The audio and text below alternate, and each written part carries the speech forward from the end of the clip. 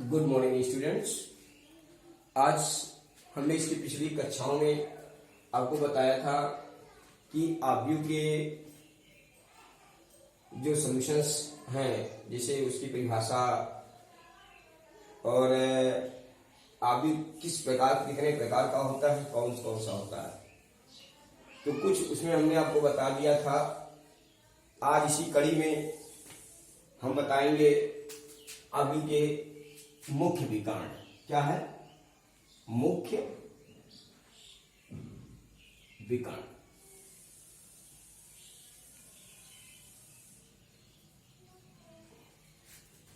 मुख्य विकर्ण, ठीक है। तो मुख्य विकर्ण के बारे में जाने आप, क्या होता है मुख्य विकर्ण। तो मुख्य विकर्ण में प्रत्येक वर्ग आव्यूह तो आपको मालूम है, प्रत्येक वर्ग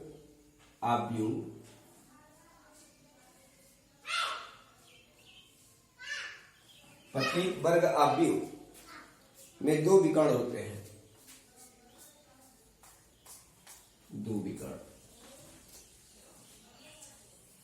दो विकर्ण होते हैं।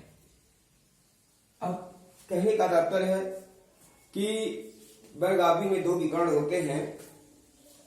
इसके लिए क्या है कि जिसमें बाएं हाथ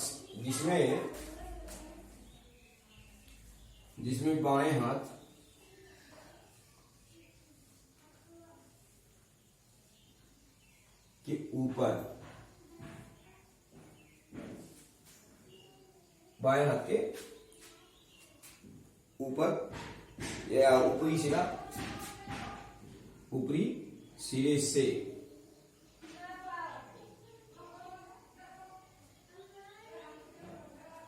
दाएं हाथ के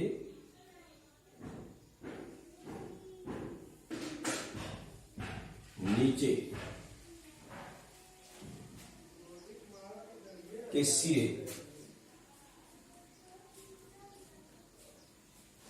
के सिरे, तक बने विकर्ण को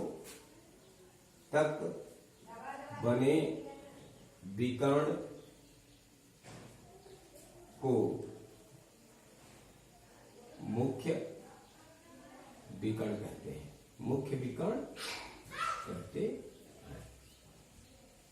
ठीक है।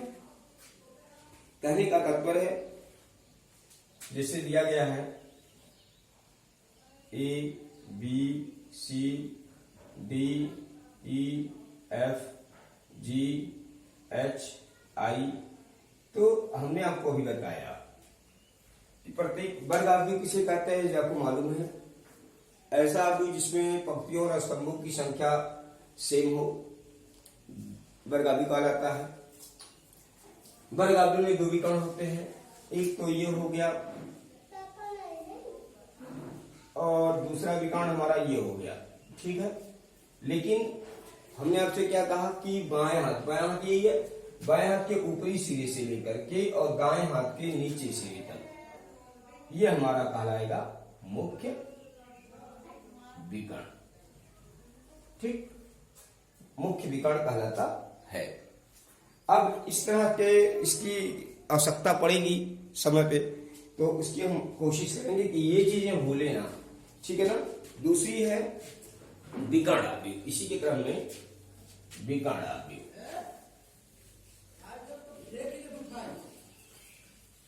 विकर्ण आव्यूह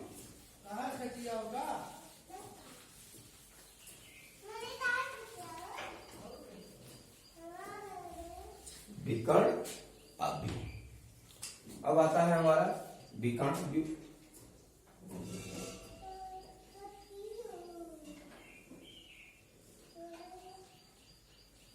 विकर्ण आव्यूह में क्या है, यदि किसी वर्ग आव्यूह के मुख्य विकर्ण के अवयवों को छोड़कर, यदि किसी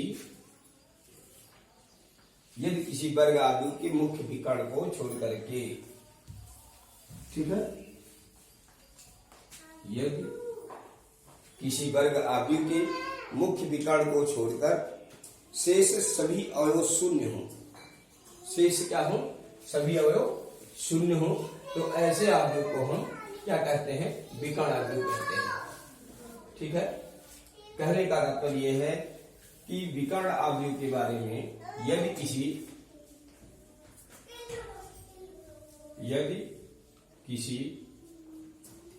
वर्ग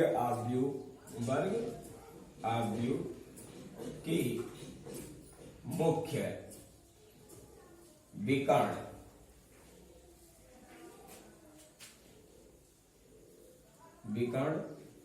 को छोड़कर शेष सभी अवयव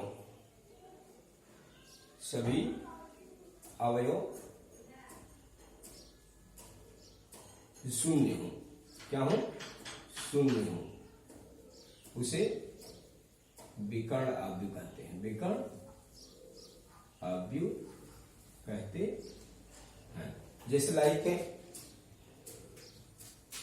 3 0 0 2, या आप ये कह दें 3 0 0 0 2 0 0 0 1, ये क्या है, मुख्य विकर्ण, इसके जो है ये विकर्ण अवयव कहलाता है। क्या कहलाता है, विकर्ण अवयव। ठीक है ना।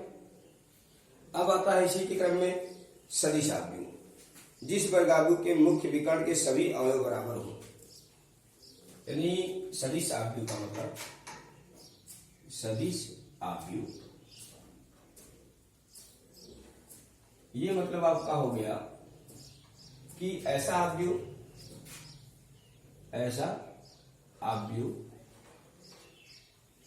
यानी ऐसा वर्ग अवयव आप कह सकते हैं, ऐसा वर्ग अवयव यानी यहां भी वर्ग अवयव, ऐसा वर्ग अवयव जिसके मुख्य विकर्ण के सभी अवयव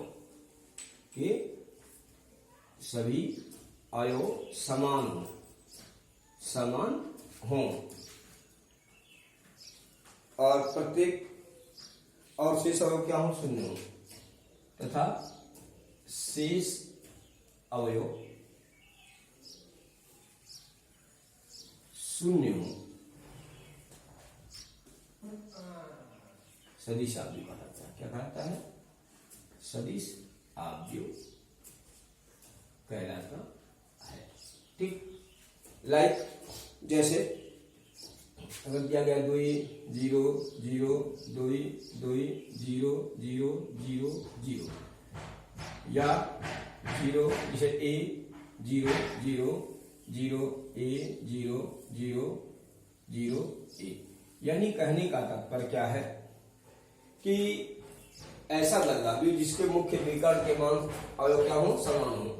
यहाँ देखो 2 है, मुख्य विकर्ण ये है, यहाँ a है, a का मतलब कुछ भी इसमें ए पे चार्ज कर सकते हैं। जैसे ए का मान 1 मान लो, 2 मान लो, 3 मान लो, 8 मान लो, 10 मान लो, ऐसे को हम मुख्य विकर्ण कहते हैं। ठीक है ना। अब आता है उपावयव। क्या आता है, उपावयव।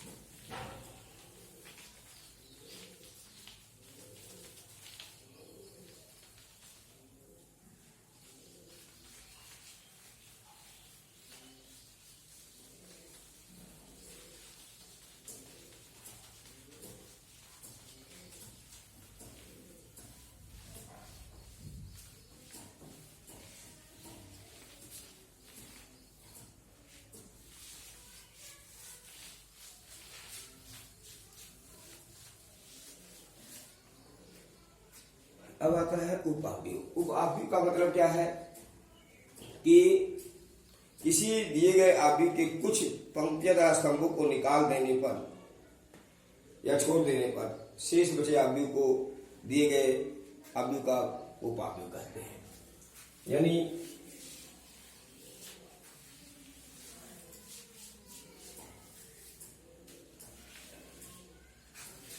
देखो उपावयव, उपावयव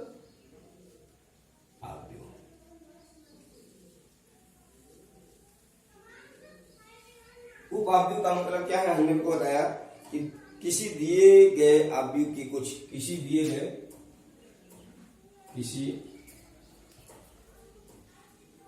गए आव्यूह की कुछ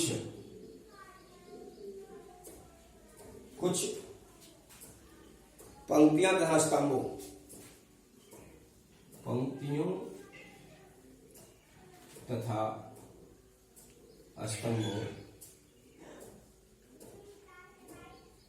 को निकाल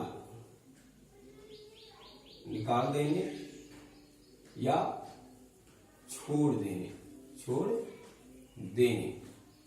ठीक है, छोड़ देने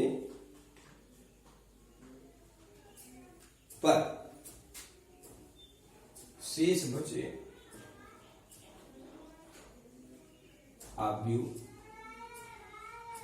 को उप आव्यूह कहते हैं। जैसे लाइक अगर दिया गया है 5, 4, 6, 3, 2, 1, 8, 7, 6 या 5, ठीक है, ऐसे मान लीजिए दिया गया। ठीक, अब इसमें क्या है कि हम इसकी पंक्तियों को उसमें निकाल देंगे। जैसे अगर मान लीजिए हम इसको और इसको, यानी इस संख्या का, ठीक है, अगर हम कहा जाए 5 का उपआव्यूह बताइए, तो इसको इग्नोर करने पर इसका उपआव्यूह क्या हो जाएगा, उपआव्यूह जो बचा हुआ क्या बचा, 2, 1, 7 और 5, ठीक, ये इसका क्या कहलाएगा, उपआव्यूह कहलाएगा। क्या कहलाएगा, उपआव्यूह कहलाएगा। जैसे मान लीजिए 4 का लिखना है, ये 4 का उपआव्यूह तो 5 का हो गया, 4 का उपआव्यूह, तो इसको और इसको छोड़ेंगे। अब 3, 1, 8, 5 बचा।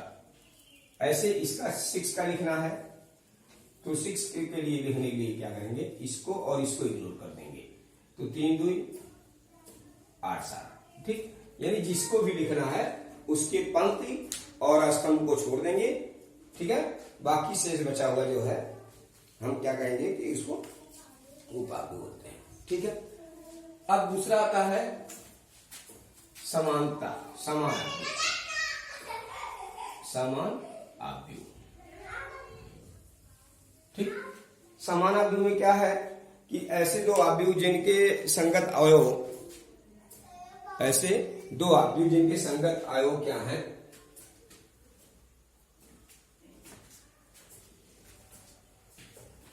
तो समान आव्यूह के बारे में चर्चा करेंगे हम।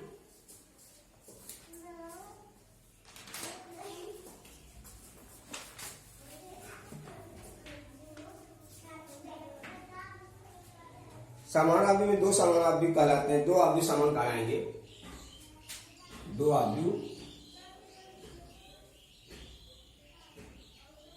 समान होंगे, होते हैं।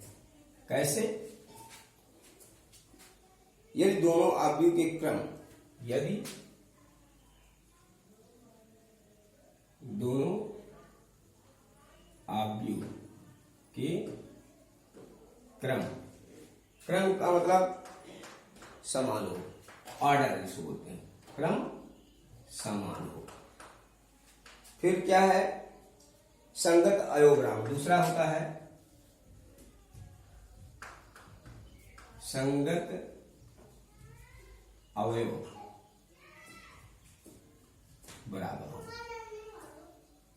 संगत अवयव क्या हो? बराबर हो। ऐसे आव्यूह को हम क्या कहते हैं? समानता का अधिकार देते हैं। जैसे यदि है तो कहने का तात्पर्य क्या कि दोनों के अवयव में क्या है कि समान तभी कहलाएगा जब इनके क्रम समान हो। क्रम का मतलब आर्डर। जैसे दो आव्यूह अगर दिए गए हैं, ए आई जे, बी ए आई जे या बी ए आई जे कर दें, ठीक है ना। कहने का तात्पर्य क्या है के समान कहलाएंगे यदि इसमें पंक्तियों की संख्या, यानी ए में पंक्तियों की संख्या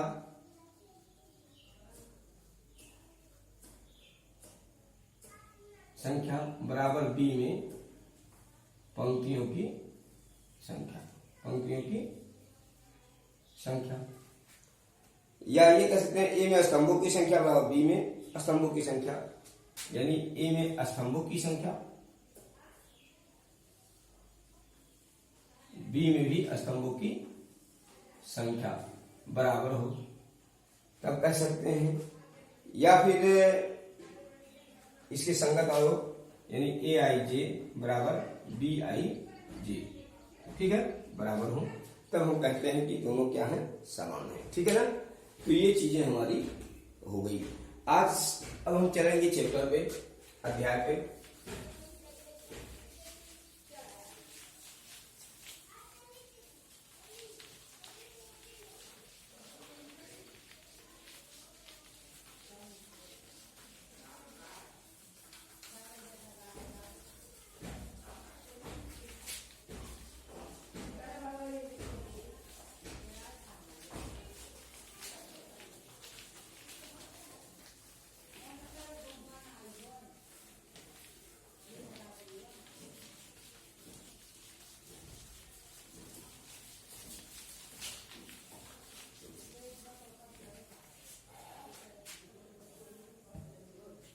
चलिए, तो देखिए एनसीईआरटी बुक की हम बता रहे हैं, ठीक है, किसका बता रहे हैं, एनसीईआरटी बुक में हम बता रहे हैं, ठीक है ना। अब इसमें पहला लेसन जो है एक अभ्यास नंबर 3.1 की क्वेश्चंस को हम सॉल्व करेंगे।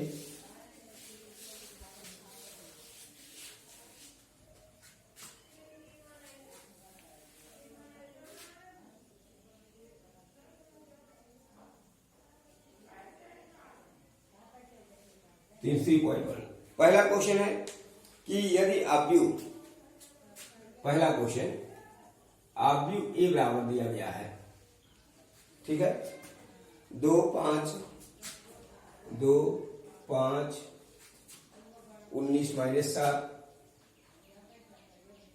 उसके बाद दिया गया है 32, 35 - 2, 5/2, 12, फिर √3, 1, -5 और 17, ये दिया गया है, ठीक है ना। अब इसमें पहला क्वेश्चन कह रहा है कि आव्यूह की कोटि बताइए। क्या कह रहा है, पहला आव्यूह की कोटि। कोटि का मतलब क्रम, कोटि या इसी को बोलते हैं क्रम, ऑर्डर, ठीक है ना। तो अब इसमें क्रम कैसे निकालते हैं, आपको बताया है कि क्रम पंक्ति गुणे स्तंभ को निरूपित करते हैं। अब जैसे यहां है, देखिए 1, 2 और 3, कितना है, 3, तो हो जाएगा 3, और स्तंभ कितने हैं, 1, 2, 3 और 4, अर्थात 3 गुणे 4, क्या हो जाएगा, 3 गुणे 4 का ये ऑर्डर हो गया इसका, यानी 3 गुणे 4। यम का मान यहाँ 3 है, और क्योंकि आप जानते हैं क्या होता है कि यम गुणे यन होता है, यन पंक्ति होता है, यन स्तंभ होता है, तो पंक्तियों की संख्या यहाँ 3 है और स्तंभों की संख्या 4 है, तो 3 गुणे 4 इंटू 3 इंटू 4, ये आपका हो गया क्रम। दूसरा है अवयव की संख्या। क्या है, अवयवों की संख्या।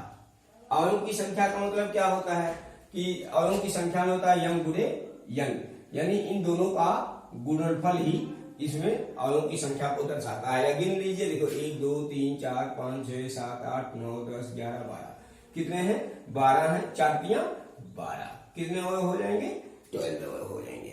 फिर कहा गया है तीसरा क्वेश्चन कि इसका तीसरा पार्ट में A11, A13, A21 और A24 A24 और A21 ये आपको ज्ञात करना है। तो देखिए A13 का तात्पर्य क्या है? देखिए इसका मतलब है कि जो ये है 1 ये पंक्ति और ये स्तंभ को दर्शाता है। तो पंक्ति का मतलब A1 यानी यहां से लेना है। एक देखो A1 A2 A3 A4 ये हो गया। तो यहाँ और 3 यानी 3 का स्तंभ, तो ये चीजें हैं। A13 का मतलब हो जाएगा 19। ठीक है। अब कह रहे हैं क्या कि A21 तो A21 का मतलब देखिए A2 ये है पहले पंक्ति को और 1 का मतलब 35। ठीक। फिर कह रहे हैं A24 का मतलब देखिए 2 यहां तक चलिएगा और चौथा यानी 12। फिर A21 हो गया। और फिर क्या है A33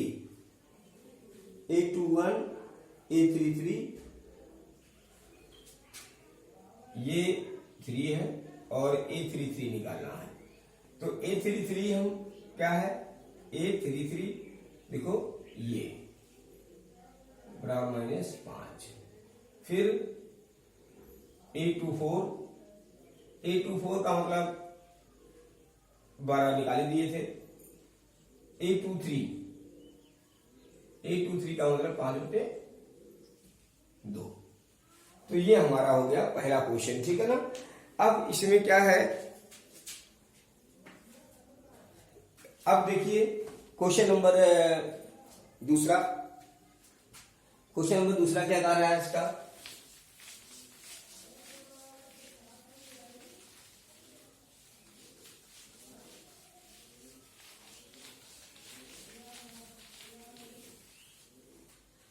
क्वेश्चन नंबर 2 कह रहे हैं किसी अवयव में 24 अवयव हैं, इसकी समान कोटियां क्या है, इसमें अवयव कितने हैं? तो क्वेश्चन नंबर 2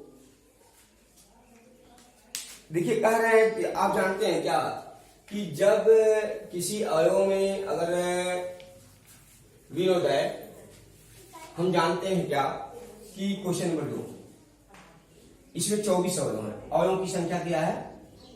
अवयव की संख्या बराबर 24 है। अब इसमें कह रहे हैं कि तो इसकी संभव कोटियां क्या है? कोटियों का मतलब क्या है कि यम गुणे यन, जब आप किसी हम जानते हैं क्या, हम जानते हैं कि यम गुणे यन